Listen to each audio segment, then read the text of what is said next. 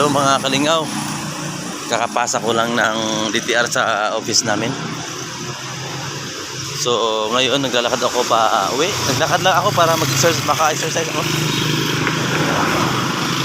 Ayaw ko muna sumakay ng tricycle para makatipid sa pamasahe. At saka maaliwalas yung daan. Wala gaanong sasakyan at masarap mag-exercise, maglakad. Saka maganda yung araw, no?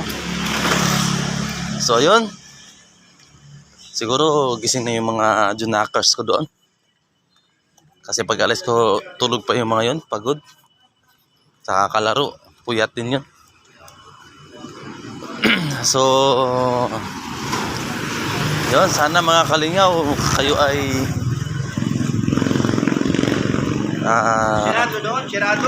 kayo ay masaya ngayon sa bagong taon. Kasama natin ating mga pamilya.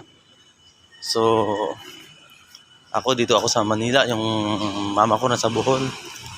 So binati ko naman siya at mas enjoy pa sila doon kasi meron silang mga party. Ako nasa sa bahay lang. Masaya ako kasama ko ang aking pamilya. So yun. So naglalakad ako papuntang station ng train sa Shaw Boulevard para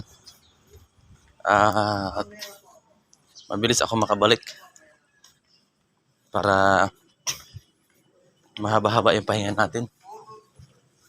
So bukas pasukan na naman, no? Pero tanghali pa naman yung pasok ko. So yun mga kalingaw, lingaw-lingaw lang tayo. Yun, first day of the year.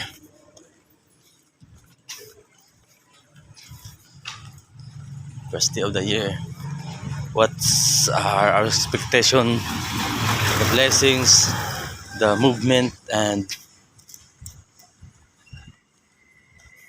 God's work in our lives. Yan po, iabangan natin ang pagkilos ng Panginoon sa ating buhay. So let us always acknowledge and declare and claim the blessings na inihanda ng ating Panginoon sa atin.